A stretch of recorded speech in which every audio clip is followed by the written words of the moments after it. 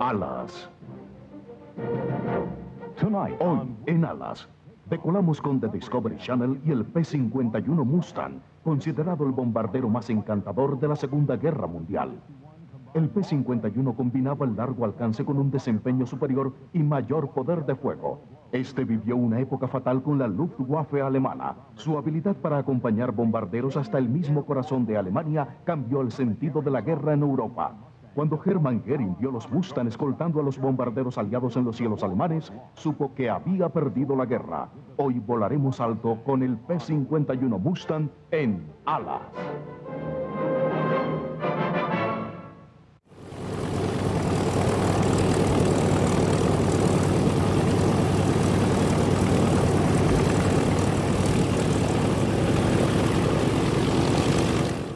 El diseño convencional de bombarderos durante la Segunda Guerra Mundial era de ala baja, monomotor de una sola silla, impulsado por un motor en línea, como el Messerschmitt, el Spitfire, el P-40, el Jack, y el avión que quizás representa el mayor refinamiento de ese diseño es el P-51 Mustang.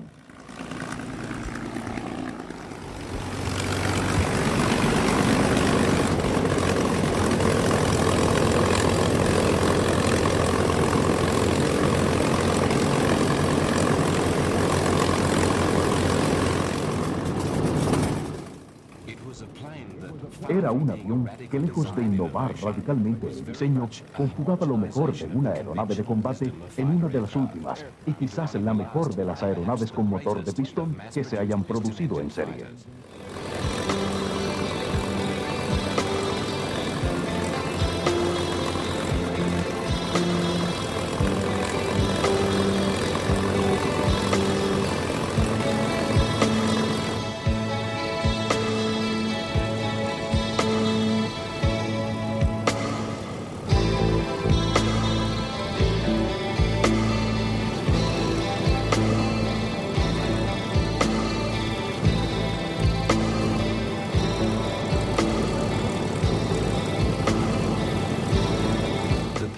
El P-51 fue creado de una manera insólita.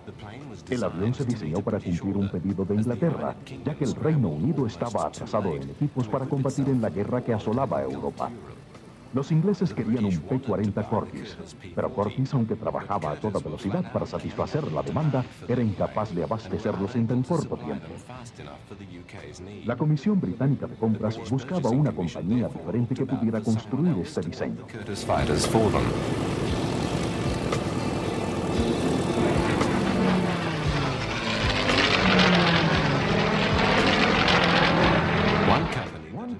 Una compañía que había impresionado mucho a los británicos era la North American. En 1938 el Reino Unido llevó a esa empresa sus AT-6 Harvard para entrenamiento. La North American era nueva en la fabricación de bombarderos. Había ingresado a este campo en 1934. El Harvard era un avión convencional bien diseñado. Era el mayor éxito de la compañía y los británicos se impresionaron con este avión. What had impressed them even more was the quality of its manufacture.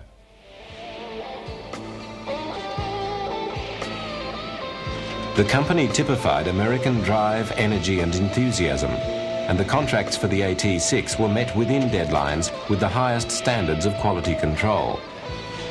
North Americans' approach to mass manufacture, with moving assembly lines and automation wherever possible, streamlined production and allowed for a very high standard of finish. Their planes were built with a minimum of fuss, and though North American may not have been contributing hugely to aviation design at that stage, they were certainly breaking new ground in manufacturing systems.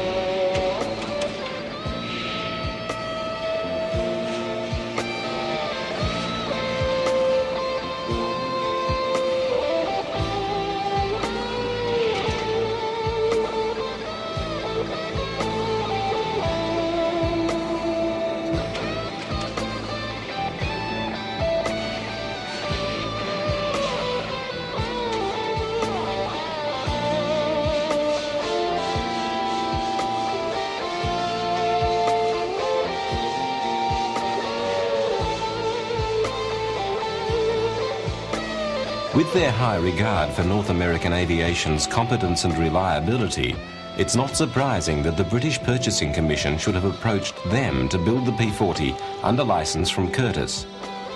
Although North American were willing to comply with the request, they did not have much enthusiasm for building a rival manufacturer's aeroplane, and the president of the company, J.H. Kindleberger, an astute engineer and persuasive salesman, suggested that the company would build an entirely new and better fighter for the British.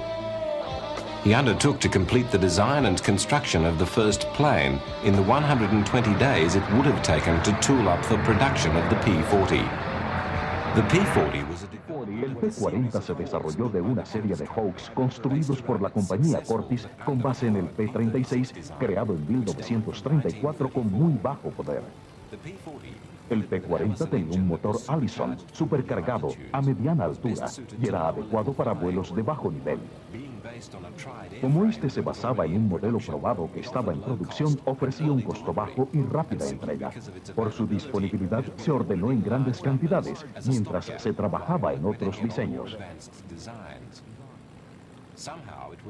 De alguna manera se tenía que mantener la producción durante la guerra, aunque este avión estuviera desactualizado en el momento de la fabricación y fuera sobrepasado por el Messerschmitt 09, el Hurricane, el Spitfire y otros diseños europeos, aviones de gran maniobrabilidad y poder de fuego que funcionaban como bombarderos.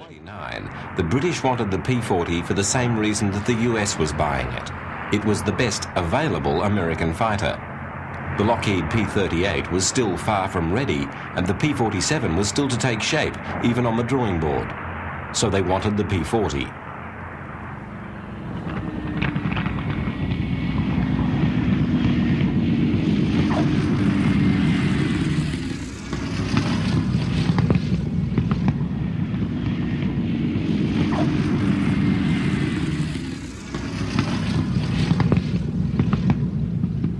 As North American's NA-73X was developed, the British gave every sign of being delighted. Before its first flight, they had placed further orders for the plane, bringing the total to 620. On the 9th of December 1940, they advised North American that, in line with British policy, they had allocated the aircraft a name, Mustang.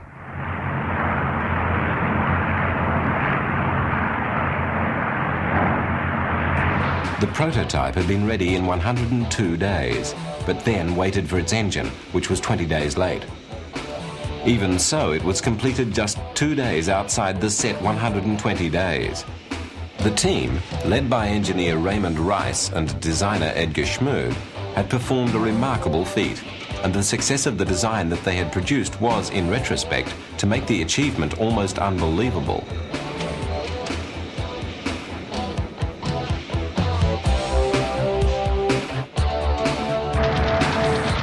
USAAF had taken 2 Mustangs for evaluation and, not overly interested, had only placed orders for the plane, given the designation P-51, as part of a Lend-Lease package. These carried 4 20mm cannon in place of the earlier version's 8 machine guns.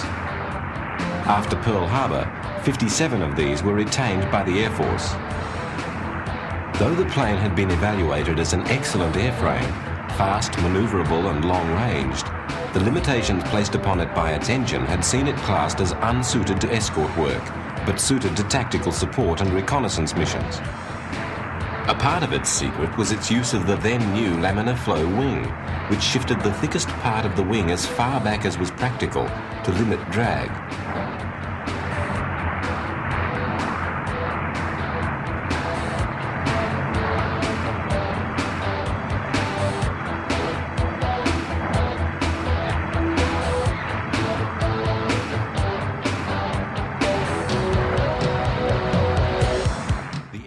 La Fuerza Aérea no tenía fondos para bombarderos adicionales, y con la seguridad de que los nuevos Mustang eran apropiados para actividades de bajo nivel, ordenaron 500 aviones como bombarderos de picada, a los cuales llamaron A-36 Apache.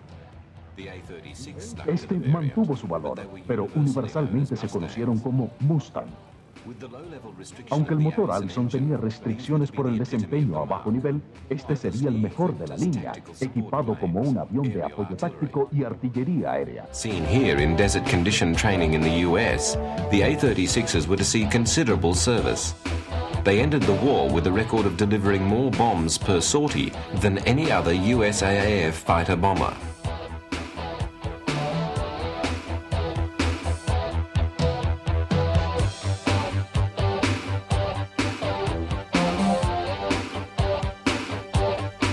On the right of this picture, you can see the dive brakes, one of the modifications made to the A-36 specification.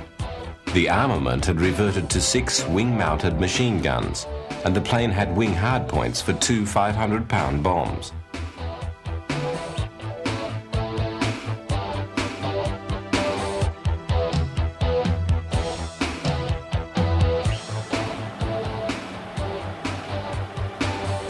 Though events were to remold the future of the design, at this stage of its development it was hampered by its engine. The Allison's power died as the plane climbed, leaving it sluggish and unresponsive.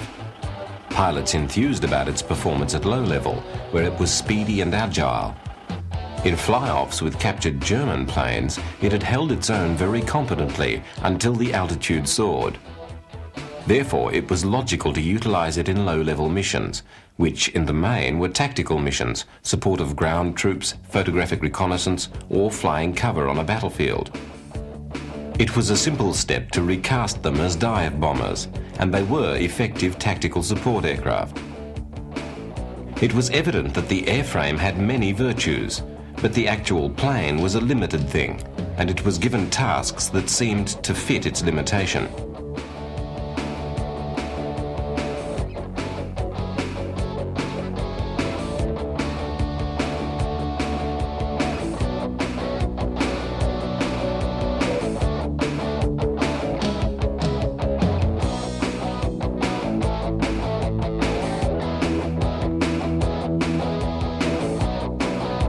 In combat, though effective, the Mustangs were to prove vulnerable.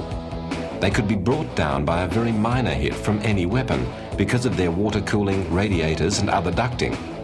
The radial-engined fighters like the P-47 were better suited to low-level work in that they were very hard to bring down with light ground fire. As dive bombers, the Mustangs were not a success.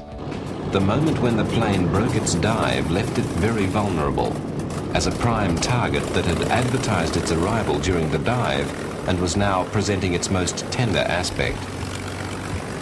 If the Mustang avoided the set piece of the diving attack, Ataques en picada y simplemente volaba siempre a bajo nivel, su velocidad lo protegía de todos los apuntadores, excepto los más eficientes. En servicio activo, muchos de los A-36 se utilizaron de varias maneras. Aquí, en las primeras etapas de prueba, antes de que despegaran muchos de los aviones, podemos apreciar tanto la precisión de la picada como su exposición peligrosa.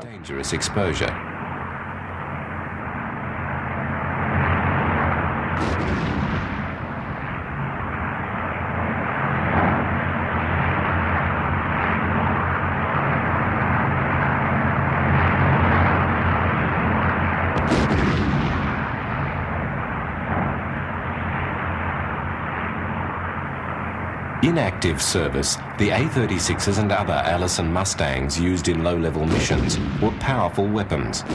A squadron of Mustangs made a very effective punch as airborne artillery. In addition to the 500 dive bombers, 1,083 of the Allison-powered Mustangs were made, all being best used in low-level roles.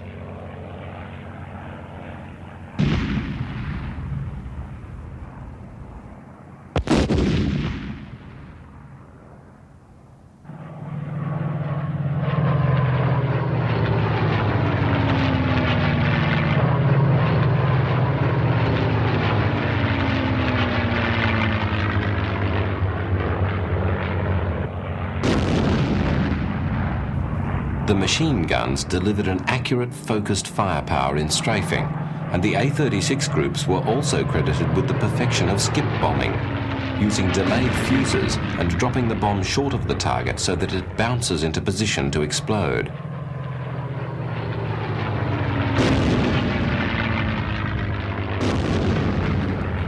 In some ways, the early Allison-engined Mustangs, including the A36, have been overlooked because of their shortcomings and because of what the design went on to achieve once their vices had been eliminated. However, the worth of the work of the photographic planes should not be belittled, and, as here in India, in several important campaigns of the war, the A36s were critical factors in the successful pursuit of Allied victory.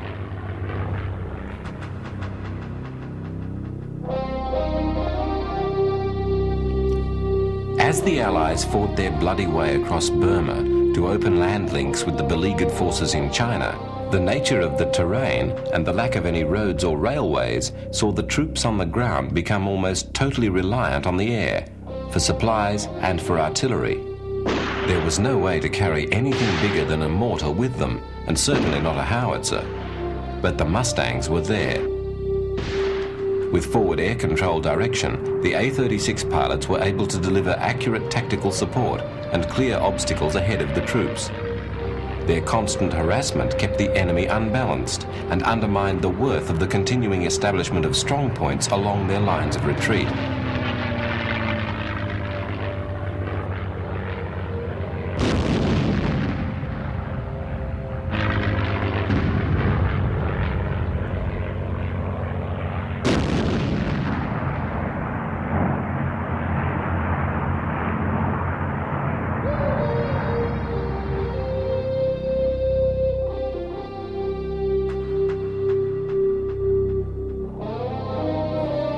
The few airfields became the sites of critical battles in the campaign, and as soon as the troops had established control, engineers were sent in to reopen the field.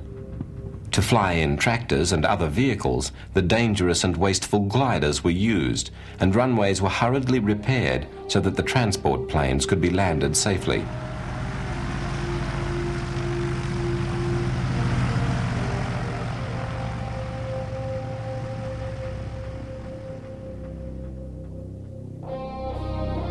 While this footage was being filmed, Japanese troops were still dug in and fighting a fierce rearguard action less than 2 miles away, and a stream of wounded was constantly arriving at the base for airlifting out with the returning Dakotas.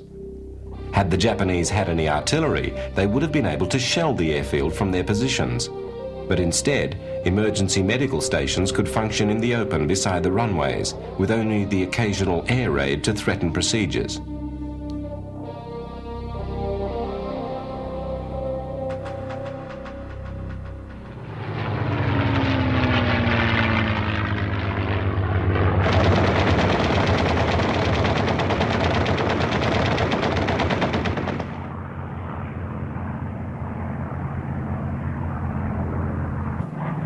With the economic might of the Allies and their Con el poder económico de los aliados y sus recursos materiales, el peligro de un ataque como este significaba poco dentro del esquema general de las cosas.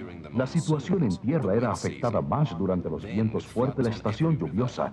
Con los ríos totalmente inundados, las pérdidas eran The road that was being pushed through the jungle in the wake of the advancing infantry became impassable, and the airfields became unmaintainable. During the monsoons, on both sides, things ground to a halt in the mud, in conditions so bad that even the legendary C-47s found themselves unable to operate.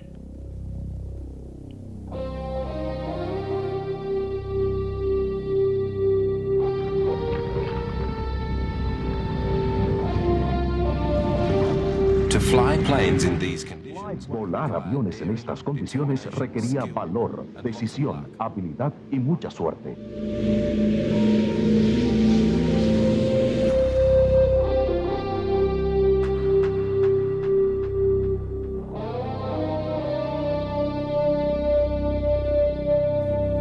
the Allison engine. A pesar de las limitaciones del motor Allison, los Mustang eran muy apreciados por sus... And so long as they were used within their restrictions, they were very able. They were also a pleasure to fly, responsive and urgent but very controllable and well behaved. Reports on the plane from 1941 on had constantly enthused about its performance when its engine was delivering adequate power. And in retrospect, it seems inevitable that the virtues of the airframe would suggest to someone that the plane be given a better engine. The engine that was eventually suggested in mid-1942 was the Rolls-Royce Merlin, the same engine as the illustrious Spitfire.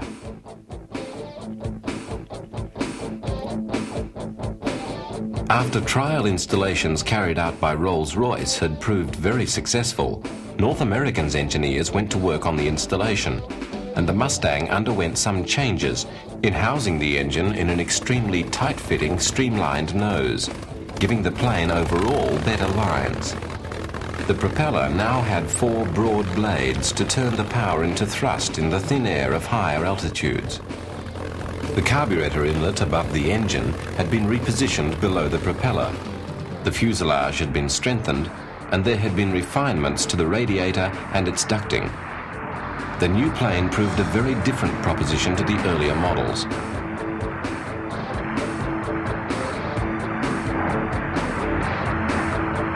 Where the Allisons had been smooth and silky, the Merlin-engined planes were noisy, skittish, and needed more attention.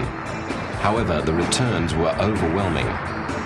At height, it could now outperform anything in the sky. Its top speed had gone from 380 miles an hour to 440, and its rate of climb and reserves of power for emergency maneuvering had increased.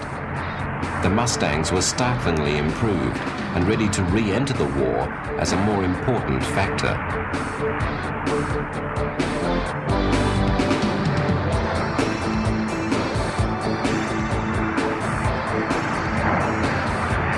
Testing of the new planes, though La cuidadosa prueba de los nuevos aviones terminó rápidamente. Con la nueva fábrica en Dallas, además de la Englewood, en 1943 salían grandes cantidades de Mustang a los campos de batalla. the output from the two Los productos de cada una de las plantas recibían diferentes números. Los aviones de Englewood eran P-51B y los idénticos de Dallas eran P-51C. Los Mustang tenían gran capacidad de combustible.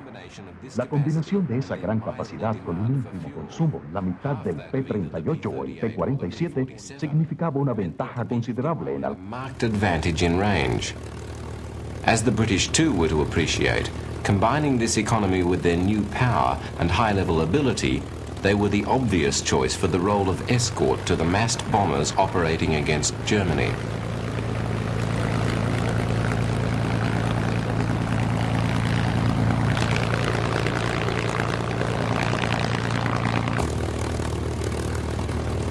The 8th Air Force had been crying out for a plane with the Mustang's capability.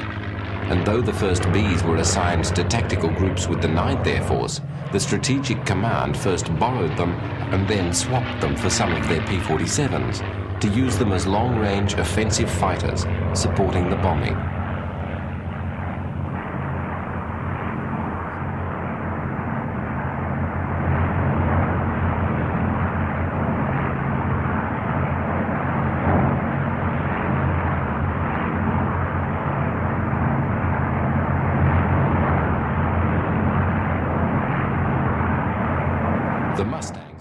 Los Mustang encontraron su elemento. Con tanques en las alas para proveer combustible extra, se elevaron por los cielos de Europa, apoyando bombarderos y buscando combate con la Luftwaffe.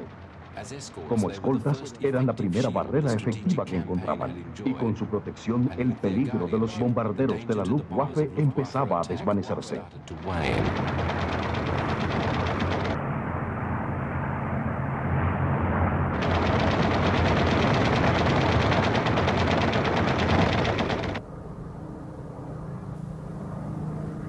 As their numbers increased, there was now no doubt about their role in the European theatre.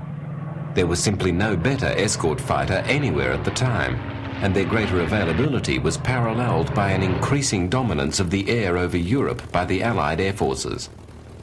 The Luftwaffe's pilots were used to enjoying at least parity with the opposing fighters, if not overwhelming advantages. Against the Mustang, they were not matched, but bettered. From bases throughout Europe, the Mustangs held increasing sway over the air war.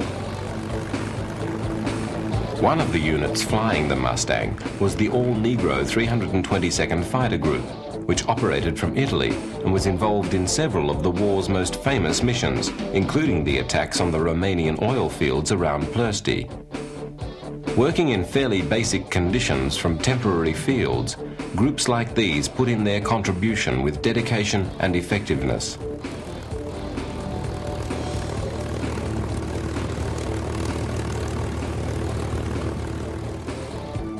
For the pilots, being briefed for a mission, there must have been some comfort in the superior performance of their plane.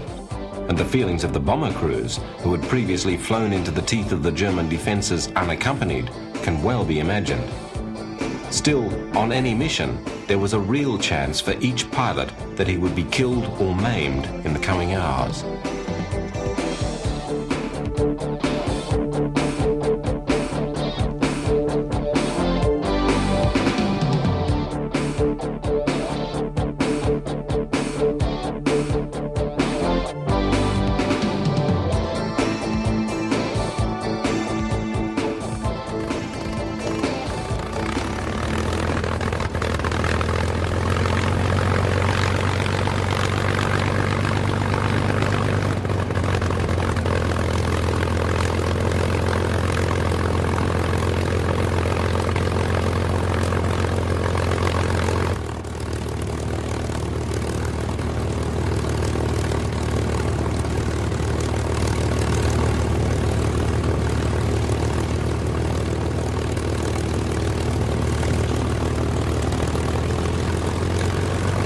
The impact of the Mustangs on the campaign in Germany is reflected in the comment of Goering at Nuremberg, that when he looked into the skies over Berlin and saw Allied fighters shepherding the bombers to their deadly work, he knew that Germany had lost the war.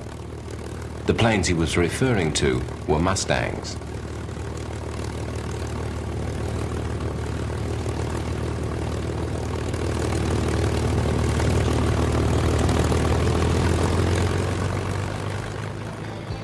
The effect of the uprated fighter was to be felt on most of the fronts of the war, as here in China, where they replaced the P-40 and gave Allied air power a cutting edge.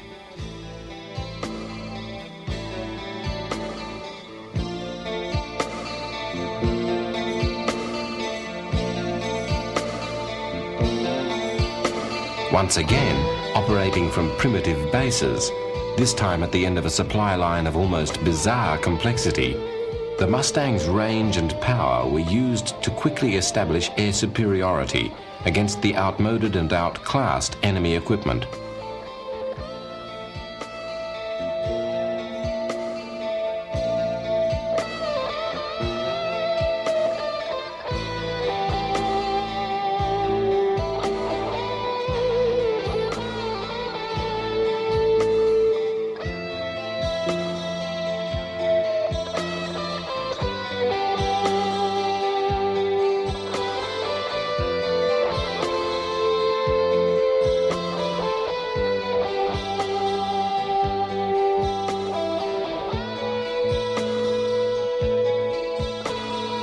Their arrival on any front made a difference. In a relative backwater like the China campaign, even a few Mustangs made an immediate impression.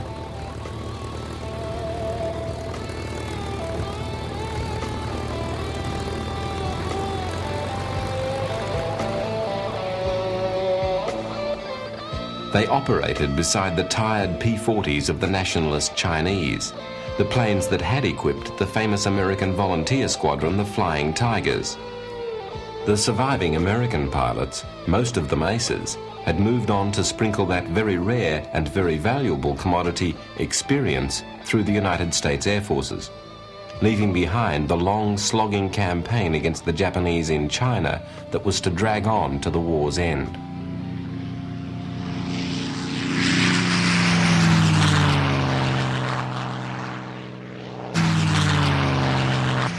The 356th Fighter Squadron, flying from England, became the home of Major James Howard, one of the Flying Tiger aces, whose Japanese victories were painted onto his distinctively marked plane upon arrival in Europe.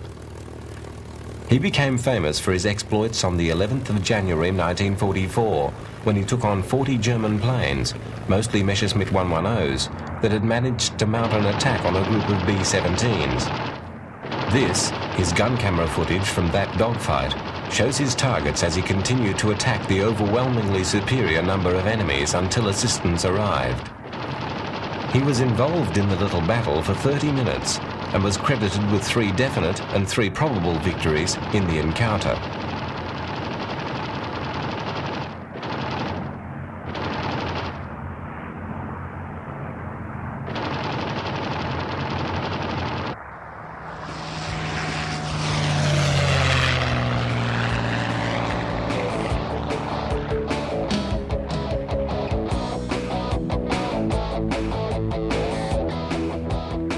Major Howard was awarded the Congressional Medal of Honor for his action on that day.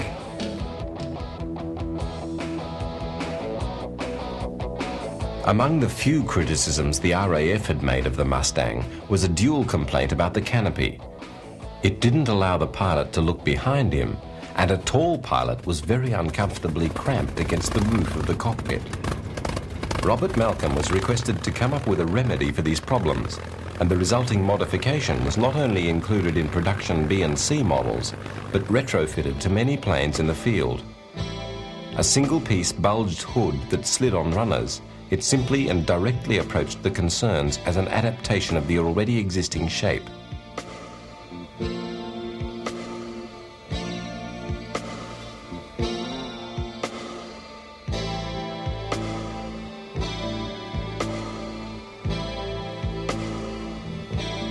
North American's Los Angeles factory was considered to be vulnerable to Japanese bombing, and for much of the war it was cloaked with extensive skirts of camouflage, which not only disguised the buildings, but covered the outdoor run-up lines for the various marks being manufactured at the plant.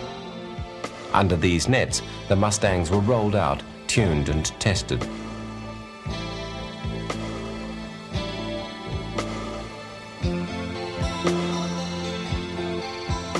The Inglewood netting was to see the arrival of the next Mustang model, the D, with its teardrop canopy that made the Malcolm-designed hood redundant. This later variant of the D, seen on the Inglewood taxiway, includes the extended tail fin that was added to compensate for the loss of side area caused by the redesign.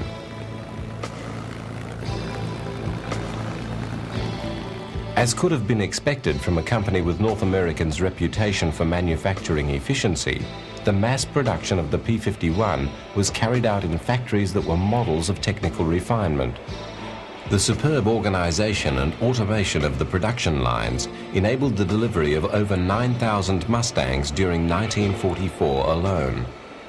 The company's success with its first fighter, together with its other designs like the B-25 Mitchell bomber, saw it produce more planes during the war than any other American manufacturer. 15,586 Mustangs alone were to be made.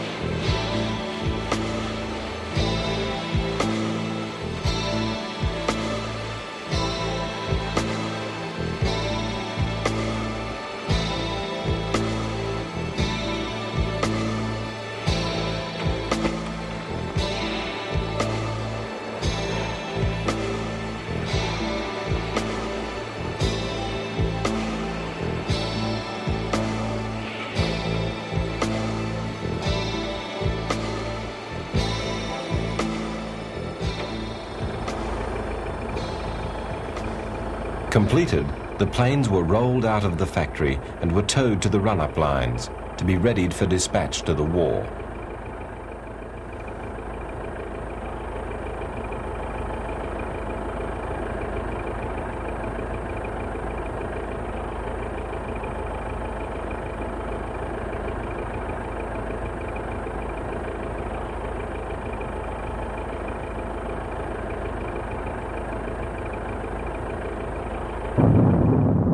The heavy bombing campaign in Europe continued, and from May 1944, the P-51Ds swarmed into the theatre in large numbers to join the B and C Mustangs that were, to give an indication of their proliferation, already equipping 8 groups of the 8th Air Force operating from Britain. They were the critical edge that supported... Fueron el soporte crítico de los aliados en la búsqueda de la supremacía aérea y predominaron hasta el fin de la guerra. La Luftwaffe continuaba lanzando sus aviones a la carnicería. Frente al asalto continuado sobre las ciudades alemanas, la creciente focalización de los ataques sobre las plantas de aviación militar y el sistema de transporte y abastecimiento, los nazis no tuvieron otra opción que presionar su defensa hasta el límite, con un alto costo en pilotos y aviones que no podía mantener. Aunque eran reconocidos como los mejores bombarderos escolta de los aliados, los Mustang ostentaban su vieja fama como bombarderos de ataque a tierra y estaban en lo más profundo del territorio enemigo escoltando bombarderos. Era lógico que de regreso a sus bases se les dejara sueltos para atacar a alta velocidad el transporte y los blancos de la Luftwaffe.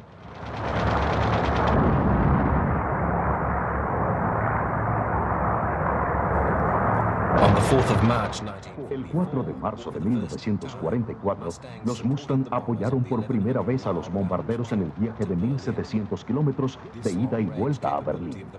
De ahí en adelante, se explotó rutinariamente la gran capacidad de alcance de los Mustang en misiones de penetración contra el tambaleante Reich.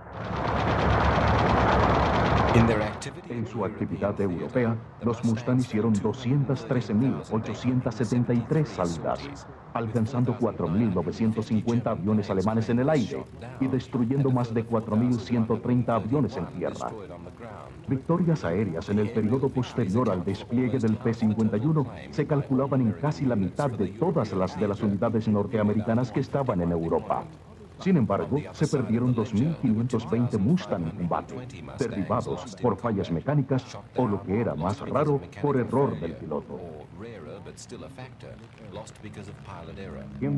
En esta secuencia, que vemos en cámara lenta, vemos un error del piloto y los terribles resultados cuando 2 Mustang se estrellan y explotan contra la tierra.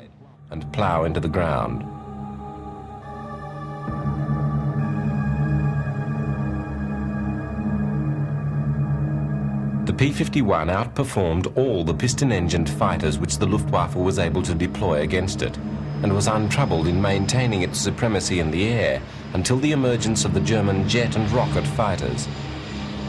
Even against the Me-262, which Hitler had finally accepted as Germany's remaining trump card, the P-51 scored victories, normally by ambushing the jets at landing and takeoff, or by overwhelming them with sheer weight of numbers in the dogfights around the bomber groups. 1-to-1, the Mustangs were totally mismatched against the jets, which were over 100 miles per hour faster than them. Fortunately for the Allies, the Nazi leadership had lacked the common sense to back the jets in their early development, and they were deployed too late in too small numbers to stalemate the decisive conflict in the air over Germany.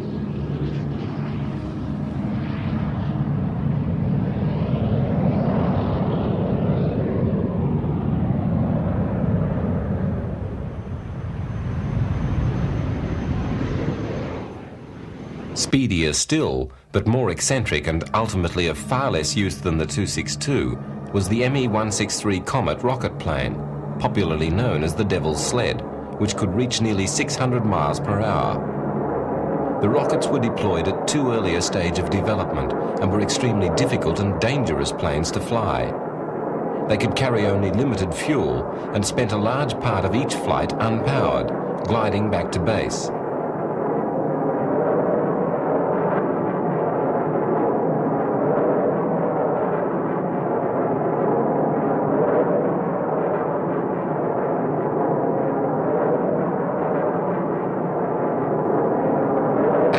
Speed, it was immune to interception from the escorting fighters, but could only manage mostly ineffective passes at the bombers before it ran out of thrust.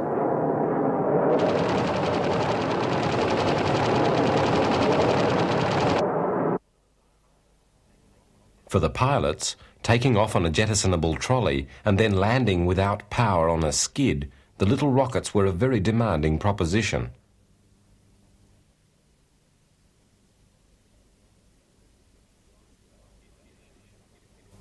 In addition, in its glide phase, it was susceptible to attack from the Allied fighters and unable to defend itself or take evasive action.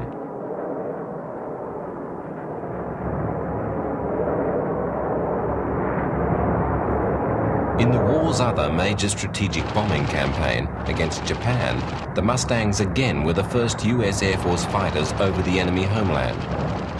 The Japanese Air Force had already been effectively destroyed in the far-flung battlefields of Asia and the Pacific, its pilots wiped out, and its designs, aging but still in production, totally outclassed by the newer and more powerful American planes.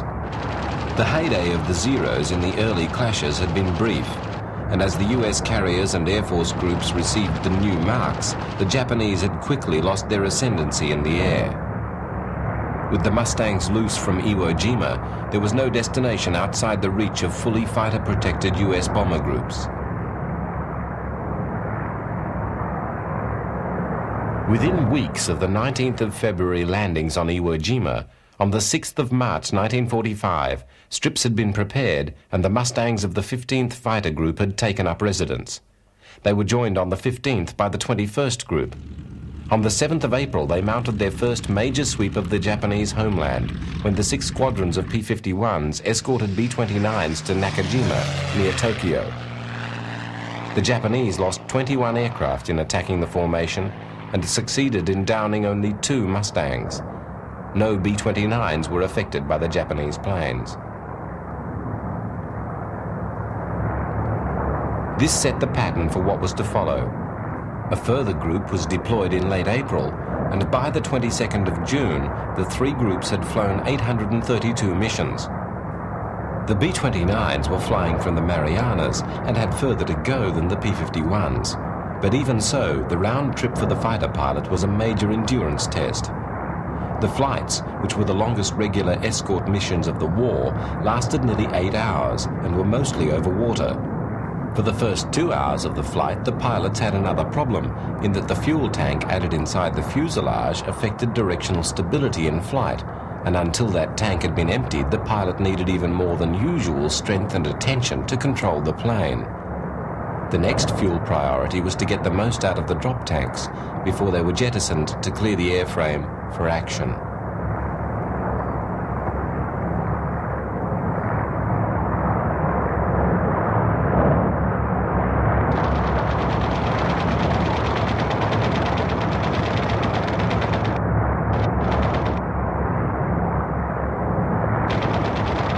Stripped of cover, sin cobertura, Japón quedó expuesto a los fríos e impersonales ataques de los pilotos.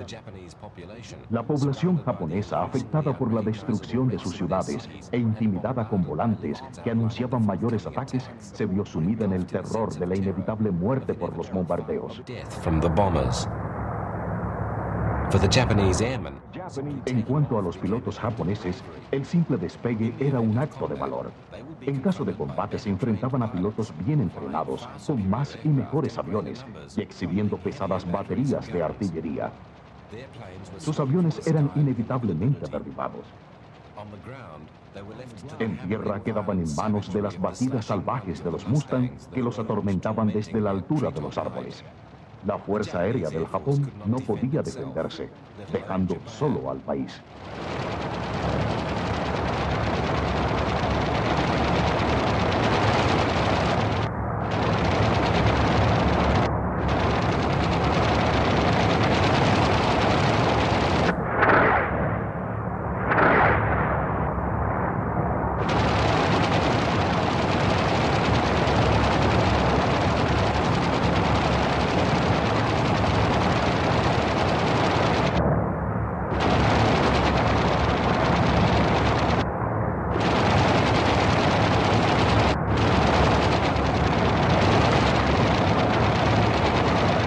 The last months of Los últimos meses de la guerra son un testimonio de la terquedad y orgullo del gobierno japonés.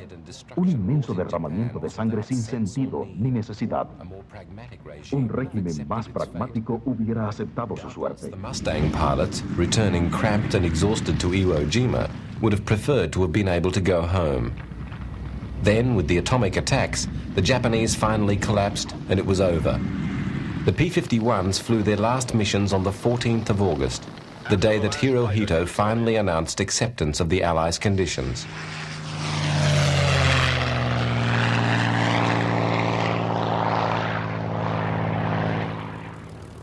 After the war, the Mustangs continued in use, not only with the Air National Guard, but in active service. Those retained were the Ds and the later long-range H models. With the development of US jets, it was obviously only a matter of time before they would be replaced, having already been superseded. Not only in the US, but around the world, the 51 stayed in service, equipping the air forces of many countries.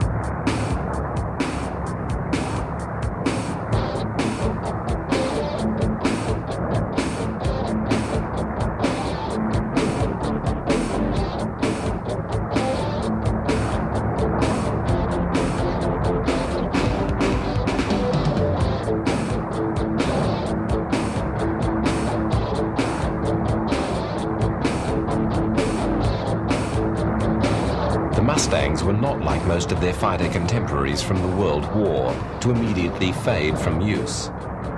A week after the North Korean army crossed the border into South Korea, the first Mustangs were in action there.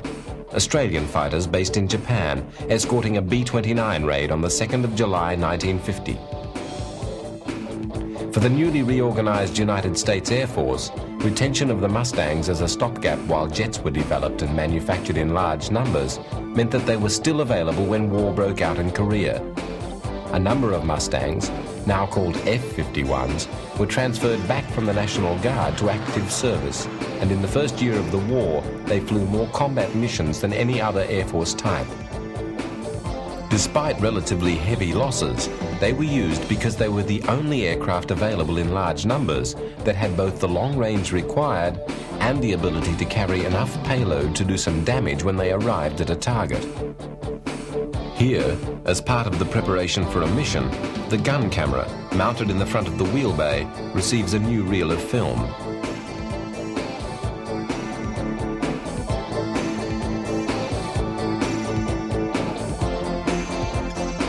Usually laden with bombs and rockets, they served as ground support, flying over inhospitable mountainous terrain which offered little chance of successful forced landing.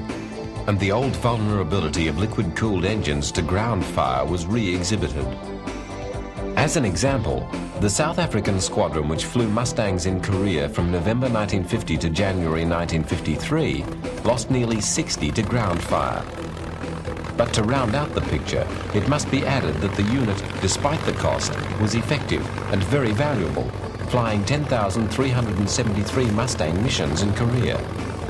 The Mustang, outdated and deployed in a mission that made them vulnerable, still was a weapon of great destructive power.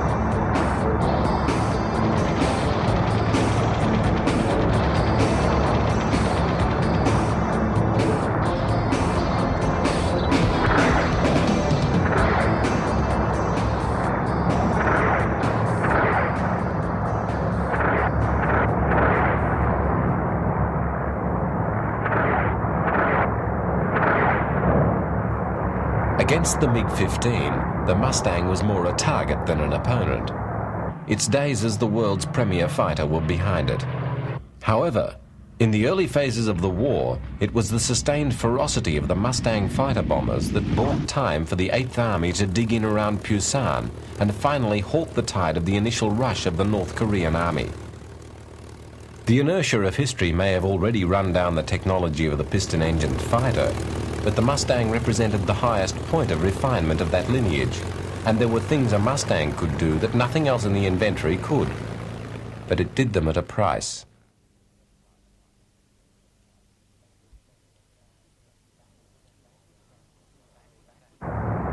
Back with the National Guard, the planes flew on to the mid-50s in United States use, and a very few stayed with the Air Force for another 20 years as chase planes. The P-51 scattered all over the world, to China, Australia, where the last Mustangs were made, Sweden, almost all the South American republics, the Caribbean, and elsewhere. They formed the backbone of the infant Israeli Air Force and flew in combat with real effect in large numbers for the last time in the 1956 Desert War. They were still frontline planes in air forces like that of the Dominican Republic and Indonesia into the 70s. In addition, they became the plane of choice for many civil flyers, for acrobatics, racing, or simply for pleasure.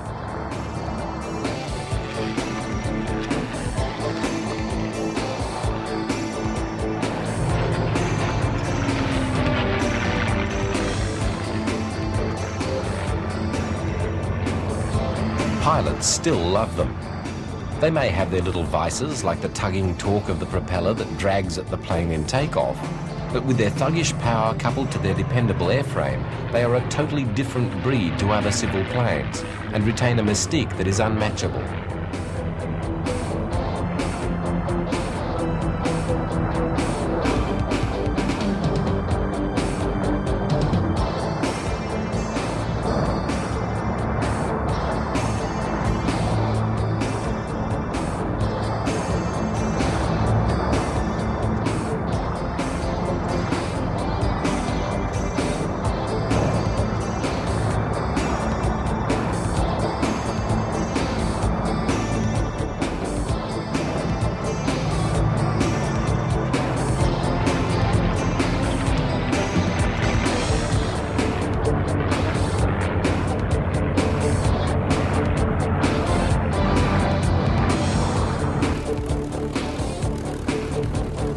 They were very well built to start with, and the examples still flying are maintained with such fanaticism and love that they will probably still be with us into the next century.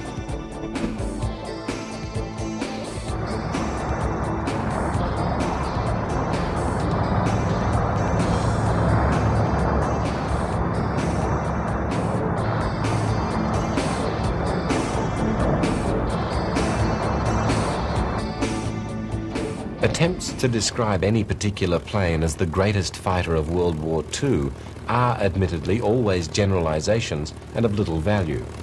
Certainly one can list a handful of types as the outstanding planes, but to then pick one is asking for an argument. In this program we have repeatedly described the Mustang as the preeminent fighter of its day, despite the well-argued claims of those who back other marks, like the Focke-Wulf 190 or the Spitfire. However, the Mustang stands apart from both in the same crucial way. The Spitfire, like the other European designs, was a short-range fighter, basically defensive. The P-51 was comparable in speed and maneuverability to the Spitfire 1 and about the same length and height. However, it was roughly twice the weight, which was given over to the fuel it carried, giving it a range that was around 3 times that of the British plane. This factor makes obvious the point that the Mustang, unlike its comparable European contemporaries, revelaba que el Mustang, a diferencia de sus contemporáneos europeos, era un bombardero ofensivo. And it was not simply, as the German adherents of the FW-190 claim, a factor of superior numbers that gave the Mustang its success. It was the better plane. Compare the others to one another. The Mustang stands alone.